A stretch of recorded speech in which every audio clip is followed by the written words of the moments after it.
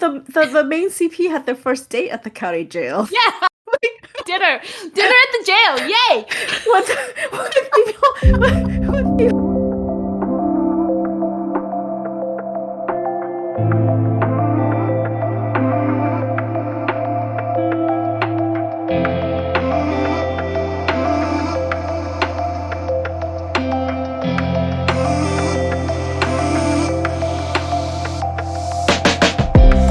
Hi, this is Juniper.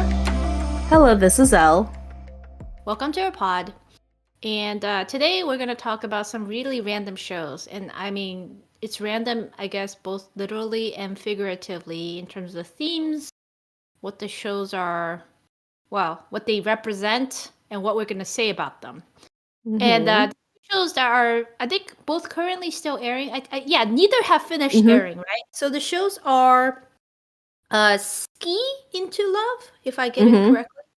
Yeah. I don't even know what the Chinese name is. It's something about like the king won't sleep or hibernate, blah blah Yes. blah blah. Yeah. I think that's the literal translation. It took me a while to understand that was the Chinese name of the show, because you know how like when they have ratings out, you see the ratings list, and I'm like, what show is that? I'm like, oh, that's that show with Esther Yu and Ling Yi.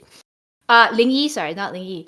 And then the other show we're going to talk about, which we're both in the progress of chasing or watching, is called The Glory, which is by the same author as The Double from last year, which we all loved. And so we kind of look forward to this, and it airdropped out of nowhere, like literally airdropped, in that there was no fanfare.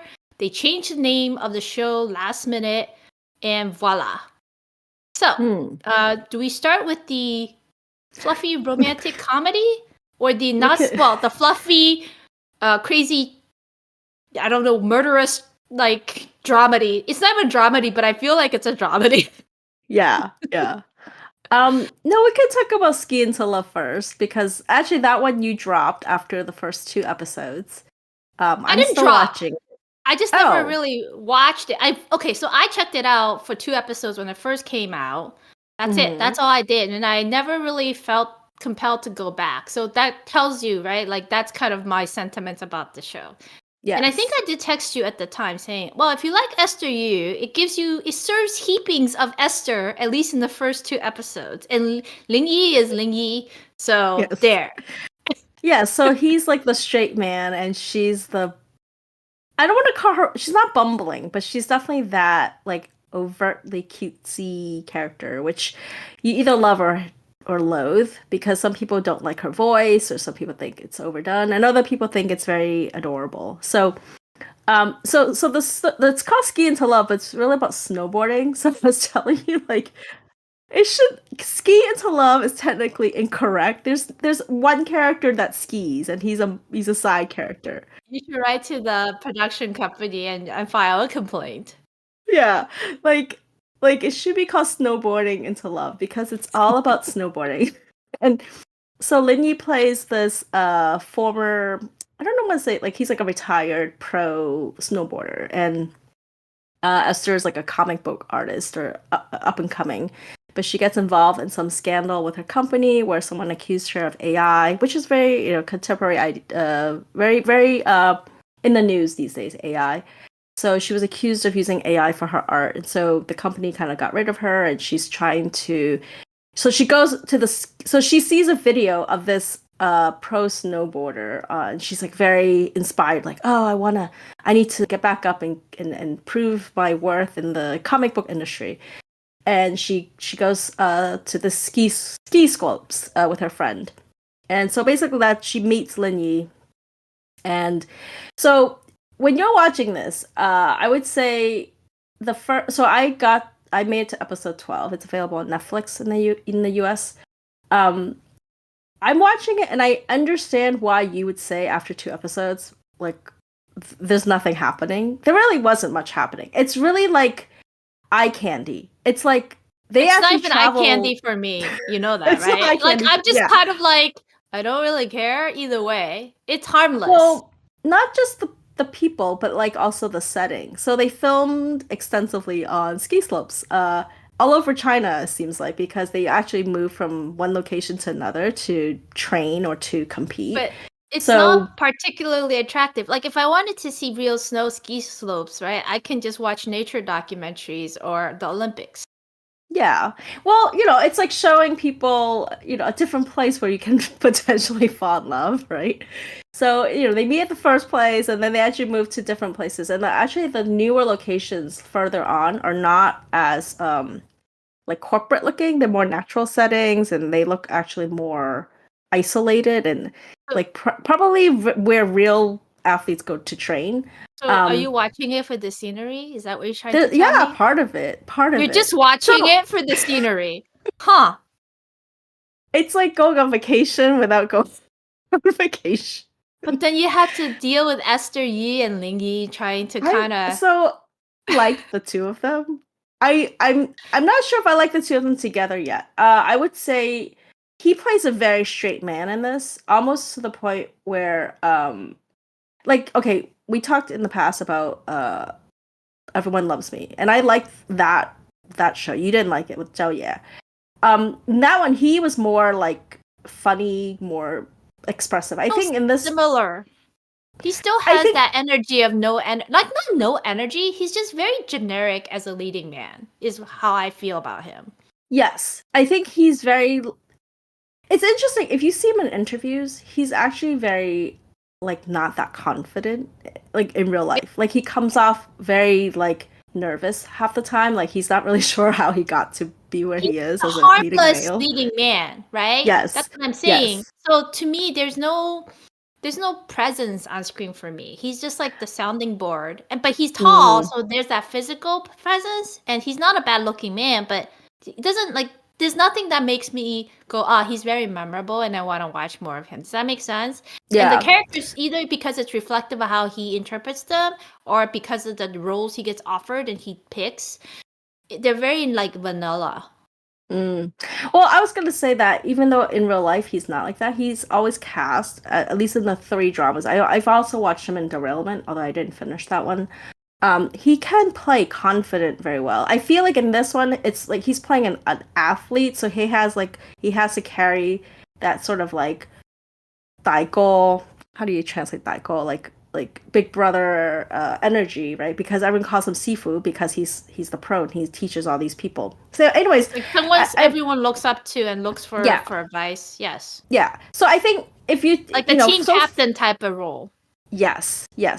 I mean, so far they have revealed, his backstory a little bit more, and so why did he retire so young, like basically at the peak of his career, and then so I'm okay watching that. I want to know how that's going to be revealed, and the interesting thing in this is because it's very clear that they both main leads are, they actually like each other in the beginning. There's no angst. Like, there's no like, oh, do they like each other? Don't they like each other? There's actually a lot more like random hugging. They obviously know they like each other, but they're very also career focused. They're both trying to figure out how to get back into their lanes.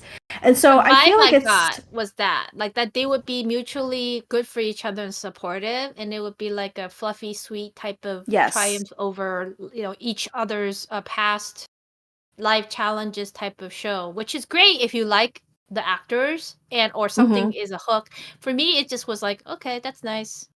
Does that make sense? It's not a deep show. I'm not watching this because I'm gonna. It's not about depth, right? It's like what I don't really care, right? Like I want her to get back at her old company and the assholes there, and I want him to have a career, right? But I don't really need to watch. What is it? I think this is 24 episodes.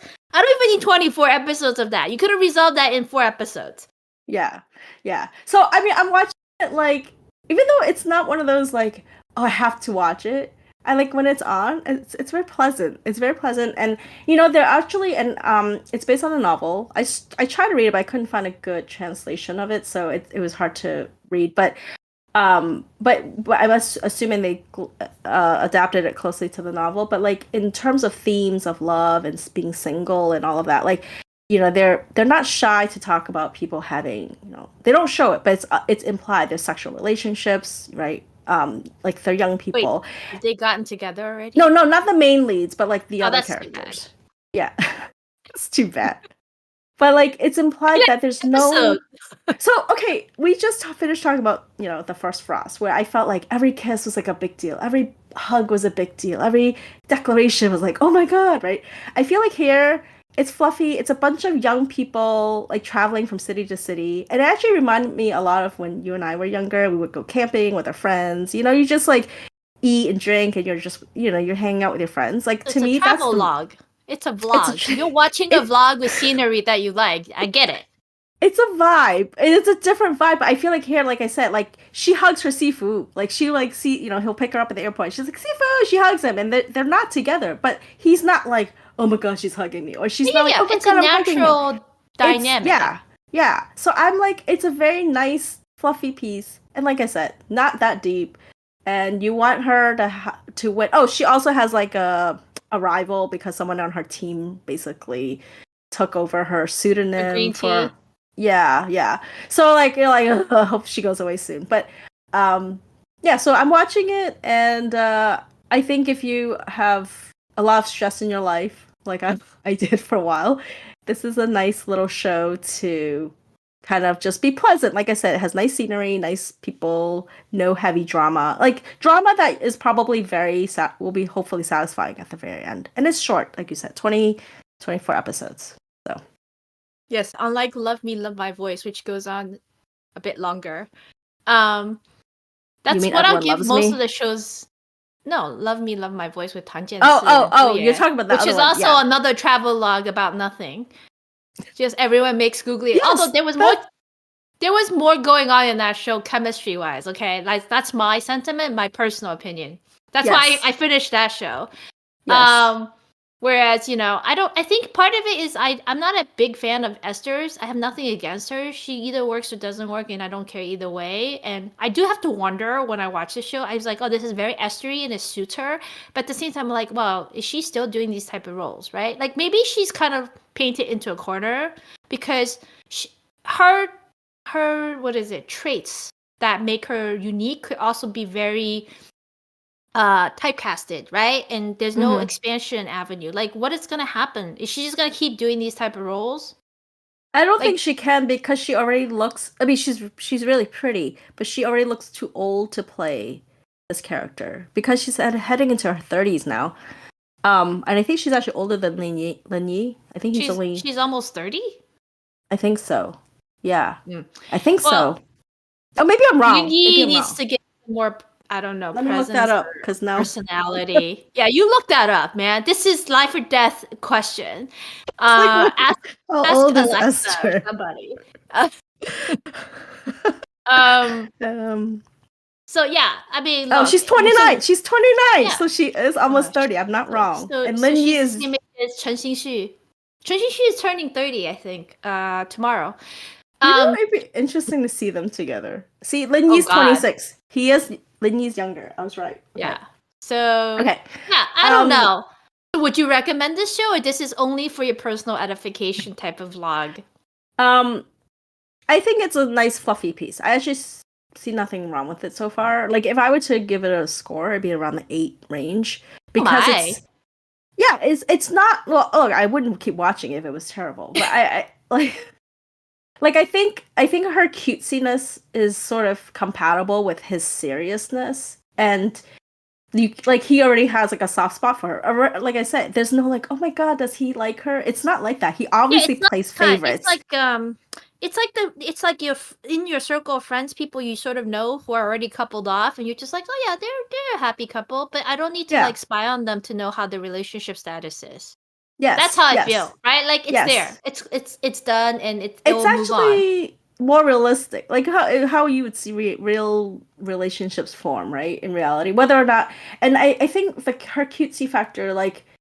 It's funny. I've seen her in some interviews. In real life, I think she's actually very serious about her craft and, her singing career and all of that. And so, like, I think she tries really hard to play up these characters. I think for this character, she is also serious, like, when she's focused with work. So, Oh, and then there's this funny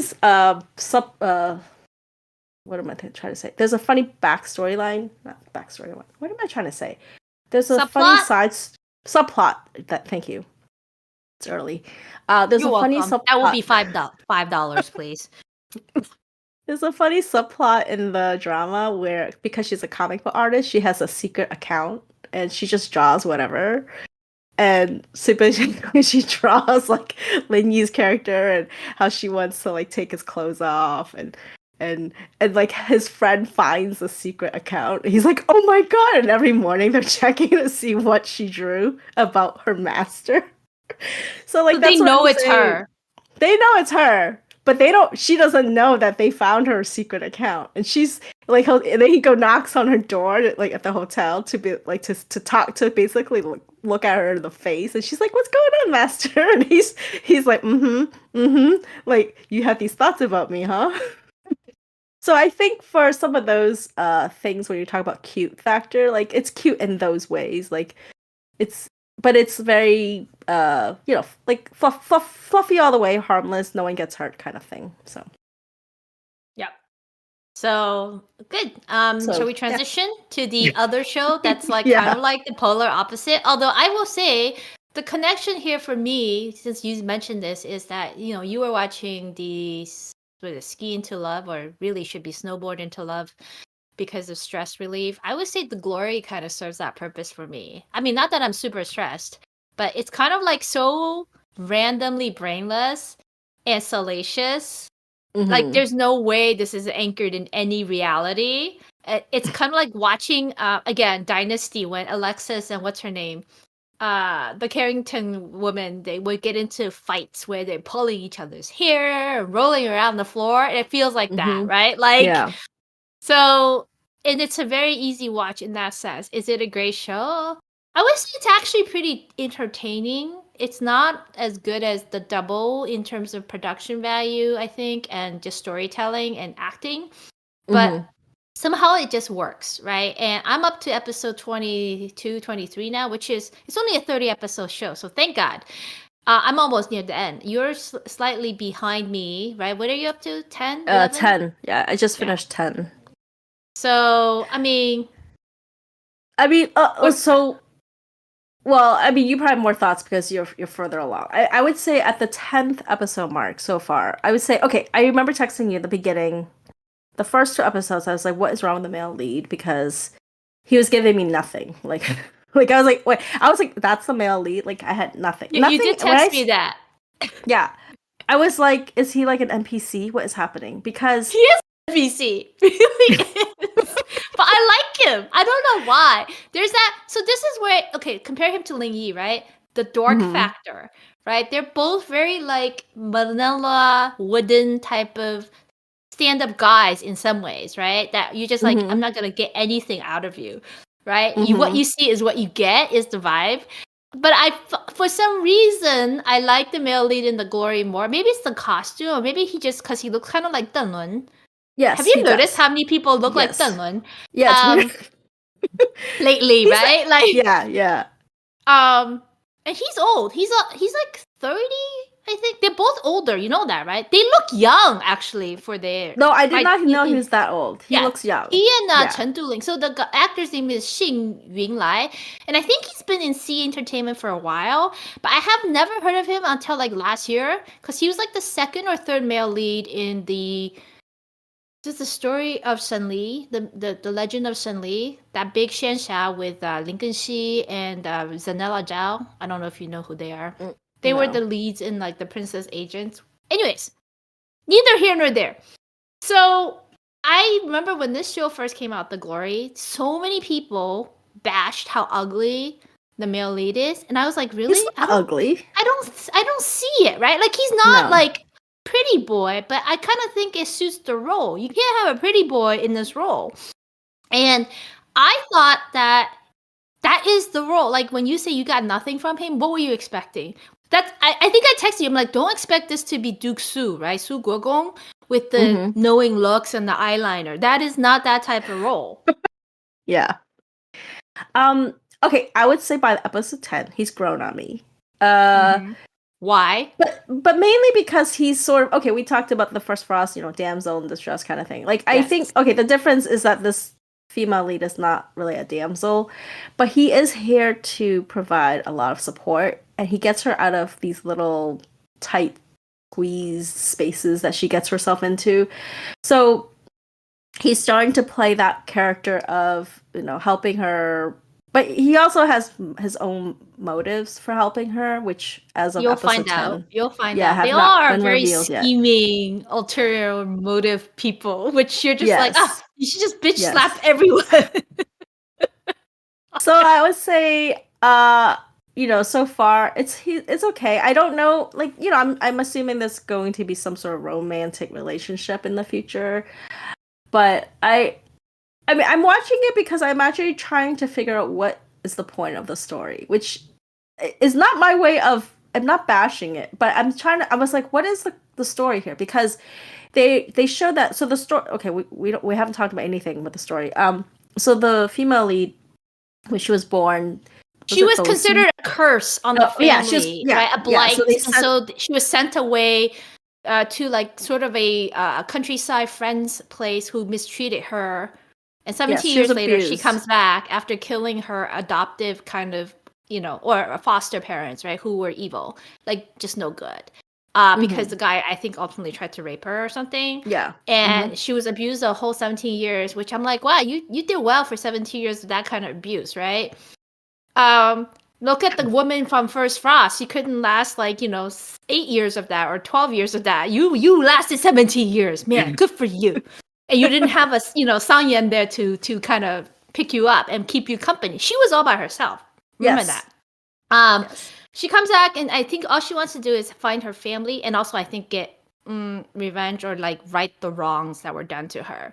She wanted to go after the person who was the catalyst of her being sent away, right? Because she refused to believe that she was really a curse that caused the death of her grandfather. That's why she was sent away. And but then also they said she crippled her mother like during childbirth. Yeah. So this is, I mean, and at the core of it, she was an abandoned child who wants a mother's love. That's really the core of her. Yes. And she came back hoping to find it, which I don't know. I feel like if you think through the logic, that doesn't make any sense, because if they loved you, they would never have sent you away, right? If you believe, but now it's implied that the mother had her own motives for doing it, and she did it out of love. Shit, crazy.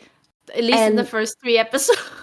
Yeah, and it's funny because I'm reading comments and I totally agree. Like, if you love that baby, even if the baby had hurt you, during childbirth, you would never ever send them away. And the fact, it's not like they sent her away and they checked in on her to make sure she was okay. I mean, they sent her away without any intention of ever bringing her back, and she wasn't even. Yeah, I mean, I think they did some money, but it was implied that the foster parents didn't use the money on her. So I think that's that. But she somehow was able to self-educate herself, right? Like otherwise you cannot come back and be like, I'm still a noble lady, right, in this family. So that's where the logic is. She is not a country bumpkin. I mean, even though they were like, oh, she really came back from the country. She should be, but she's not. She is able to be incorporated into the family as if she had been raised. She's eloquent. She can, speak to the literati. So it's kind of like, okay, is this really believable? Probably not. If you want to go down that path. That's not the most unbelievable aspect of this show, though. This whole show is unbelievable, and that's why I keep watching it, because I'm just like, it's so salacious and random. Everyone's batshit crazy, but they're so committed to their crazy. You're just kind of like, and it's very fast-paced randomness, right? So you're just kind of like, oh, where's the script going next? Oh, they went there? I was not expecting that. Oh, it went this again. Like at some point, right? Like, people say this show is paced like it comes off like one of those short dramas, like the 2-minute, 10-minute dramas online that are all about salaciousness. And I would agree. Like, it's all sensationalism, right? And they're basically vignettes that they're trying to play out of all of these scenarios that are sensational. So then the plot has to go down all of these rabbit holes to make that happen. But if you try to look at the logic, it makes no sense. I mean, honestly, how many times can people go into the county jail? I think I texted you. I said, they treat the county jail like it's the local nightclub or hotel, right? People just go in, get tortured, and the next day they're out, and then like nothing happened, right? it's like, oh, I feel like a getaway. Let me go to the county jail, like for overnight stay. Let me invite you to this. You know what I mean? Well, you know what I'm talking about? The main CP had their first date at the county jail. Yeah. dinner at the jail. Yay! with people being tortured around them. Like he walked her through all the torture. Yeah, like at least he had a string up. And then no blood splatter in your food. And then a whole table full of her favorite foods. I was like, oh, how romantic. But that shows you how batshit crazy this show is, right? I have to say, it's like one of those shows that you could be. One of our friends is like, oh, is it one of those shows that's so bad it's good? I'm like, maybe. I wouldn't say it's so bad it's good. Like I wouldn't say it's the worst show. Like I actually do enjoy watching it for some odd reason, right? But don't make me tell you what is good about it, because I can't. And I don't even like the actors, especially how I feel about the female actress, right? Because she used to play all these like random supporting roles, and one of them, I think from Till the End of the Moon, I really couldn't stand her character and the way she interpreted it. She has this way of doing side-eye and looking evil, but it suits her character here because the female lead is kind of like deranged and kind of a bitch.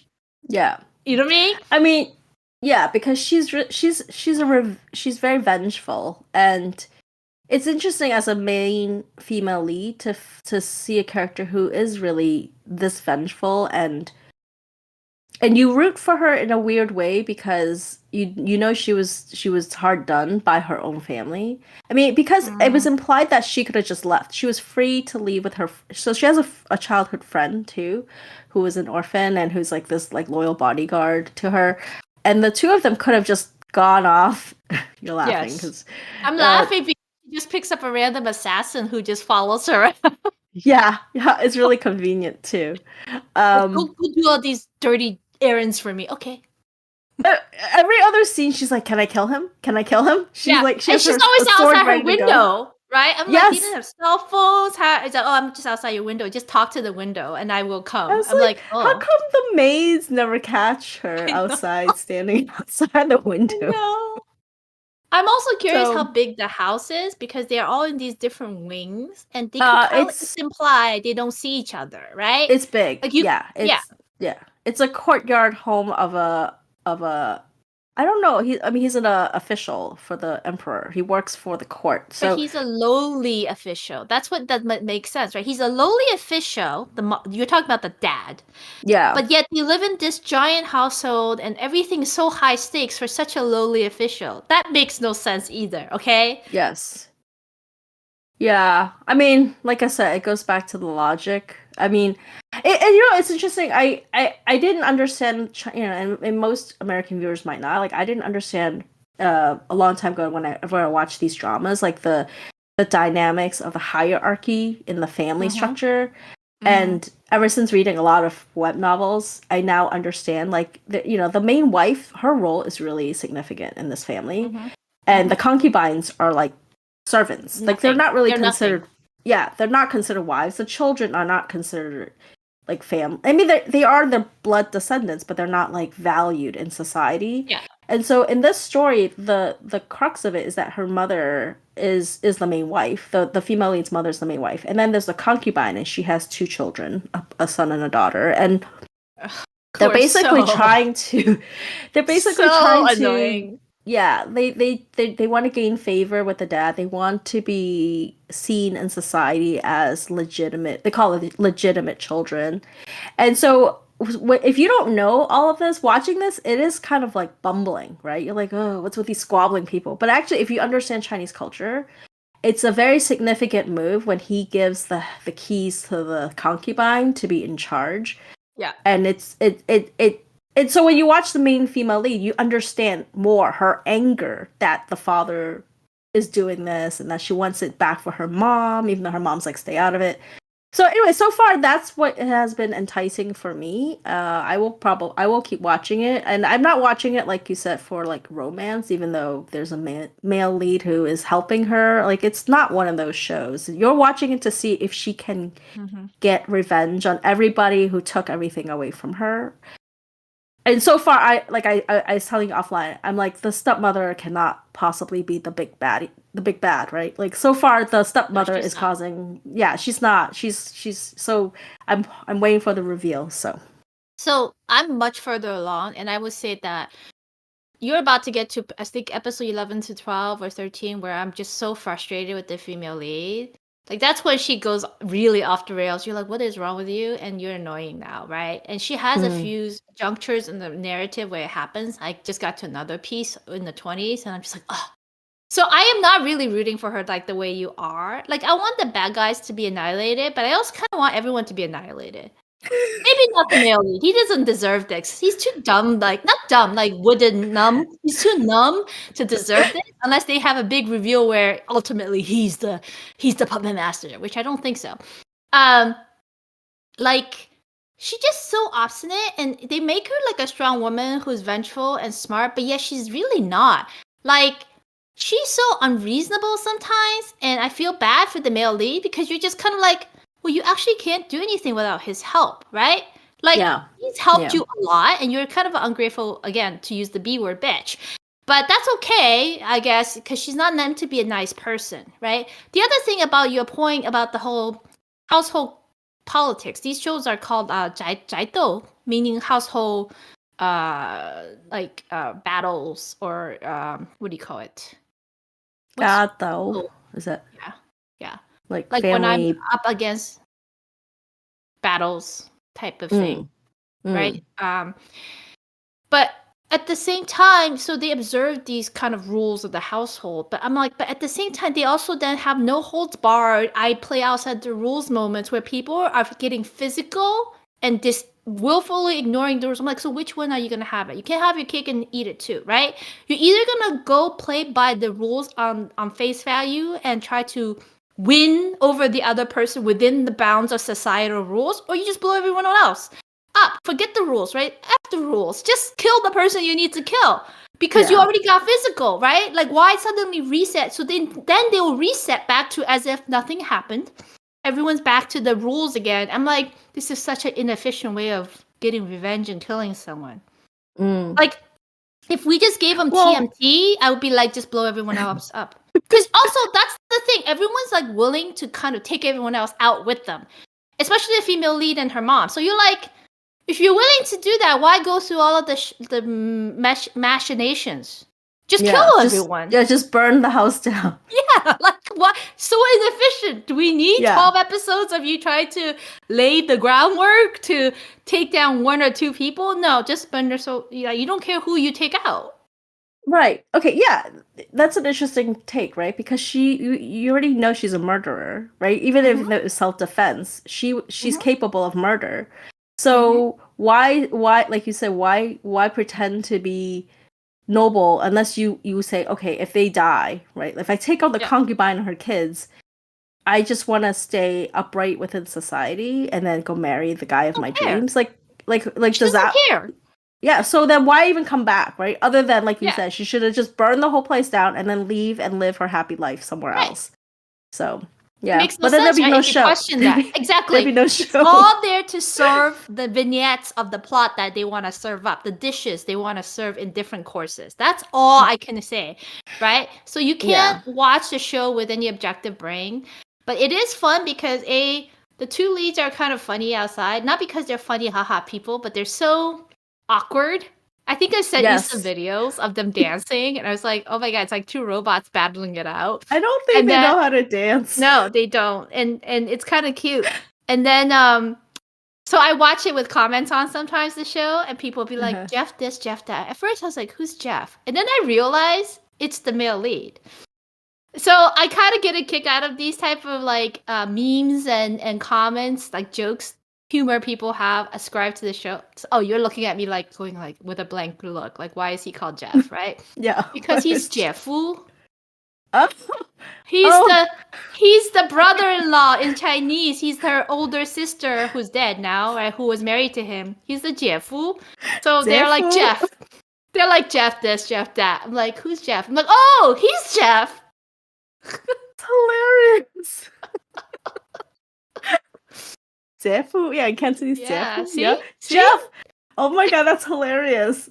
Where do people come up with this?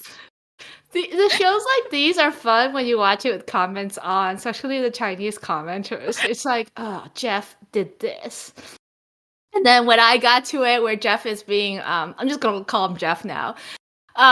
When Jeff is like kind of wooden in his reaction to her being like a hysterical, deranged, ranting person, some of the comments were like, well, he's probably just not sure how to react because she's acting so erratically and like, that's fair. That's fair. Yeah, He's probably like bewildered, right? He's like, what is wrong with this woman?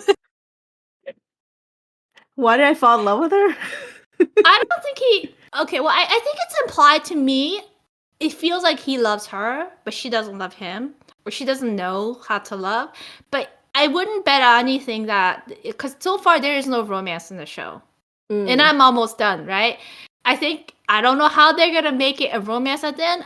I'm not betting on it, and like I said, I'd be happy if the show just ended with everyone blowing up together too. That would have been a happy ending too. I also don't think he could be with her, right? Because he's her brother-in-law, right? Is there other rules in Chinese society that you cannot marry, even though he's widowed? They do get married again later. Yeah, but not to your sister. Not to your sister-in-law. No, she was the original betrothed to him. Oh, that's right. That's right. Oh, how convenient. Yes. Therefore, it's okay. There are no rules. It's not Henry VIII, and isn't that the reason he annulled his marriage to Catherine of Aragon? Because he was like, oh, she was the wife of my brother, Prince, whatever his name, who died young. So I married her, and that's against the will of God. And that's why we couldn't have male children. I'm like, go make up shit, Henry. Yeah, and go marry the other wives. Yeah. Yeah. So that's that with this show. Would you recommend The Glory? It's a fun watch if you put all logic aside. I know our mutual friend couldn't get back into it after a while. He's like, I just can't. I'm like, I get that too. Like, I don't particularly walk away going, oh, what a great show, or I really like the actors. I just think it's watchable and it's pretty fun. And you get these memes like the bad dancing and Jeff. Jeff. And the crazy, they're very committed to their craziness, all of them, which is great. If you like that, like I said, stress relief of a different type. Yes. Well, the actress that plays the mother, we've seen her play crazy in the other, the Chen Xingshu cop drama. Was it cop drama? Truth. Yeah. So I was like, oh, has she been typecast to play these villainous, evil acting mothers? Because her acting is not bad. I actually think she's a good actress. I've just never seen her play other normal characters. Like, she's always this extreme with the craziness. So yeah. So anyways, so far it's okay. It's funny as we're talking about these two shows. Like, some almost head to head, right? I made it to episode 12 on Ski Into Love, and then 10 on The Glory. If I had to only choose one show to continue, I would probably pick Ski Into Love, actually, which is very, I don't know what that says about me, but like, I know what that says about you. I think if you want to talk about like interpersonal relationships, Ski Into Love is more enjoyable for that. I think The Glory is, like you said, it's really for the dramatics and for the how far can they take this without you pulling out your hair and going, all right, now it's way too crazy. It doesn't make any sense. And it already didn't make sense to begin with. So, yes. Yeah. Yeah, so, whereas I've already chosen The Glory. You've chosen. I was like, I can't watch this Ski Into Love. It's watchable, but why would I waste my time on it is how I feel. Yeah. No, Ski Into Love is definitely more targeted to younger viewers. I can tell just by the... Well, I can't say younger. There's adult humor, but it's more the aesthetics is really for the younger, the Instagram, people. And but it's funny. They show clips at the end of each episode. They started with the comics, and then now they're showing clips of like how to snowboard. They actually will explain like, this is what you do. Like these like little like 1-minute tutorials. And I told my daughter, like, do you want to go snowboarding? It looks easy. And this is how so many people injure their ACLs because they watched this stupid rom-com Fluff and it taught them, oh, this is simple. And then they went and ate it on the slopes. Yeah, almost hit a tree going down. Parental so. guidance. It should come with a parental advisory. Yeah. So, anyways, I mean, yeah, they're both enjoyable. I would say, they're both fine. And take it or yeah, leave it, and you can probably leave it both. But given I what's could walk out right away now, and yeah. Yeah. But given what's out, I chose to stay with the Glory until the next show, which I think there's a bunch supposedly premiering, but we'll see. Yeah. Yeah, I'm looking forward to another one too. I mean, I'll still watch these, but we'll see what else comes out. And I guess we'll wrap Untitled next time. Hopefully there'll be better shows, but we say that every time. But at least these are shorter shows with faster pacing, so you kind of know immediately. No more dragginess, at least for the time. Yes. Yes, these aren't 40 episode things that you have to commit to. So, yes. That's a silver lining. Yes. All right. Well, until next time. I will talk to you soon.